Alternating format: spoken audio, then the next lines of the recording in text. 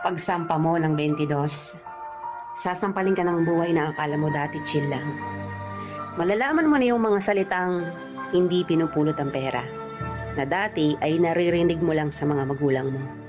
Magtatrabaho ka, magbabayad ng tubig at kuryente.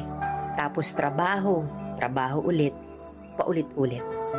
Mamimiss mo yung batang ikaw, musmos, walang alam sa mundo. May mga gabing bibilangin mo ang oras ng tulog mo kasi akala mo makakatulong ito. Gigising ka para kumayod, umanap ng pera. Perang akala mo sapat na. Pero dahil salat ka, wala kang magagawa kung hindi tanggapin ang katotohanang ganito ang buhay.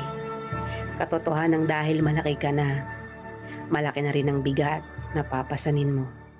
Dahil ngayong 22 ka na o 23 o 25 ka, malalaman mong hindi ka na lang nabubuhay para sa sarili mong pangarap.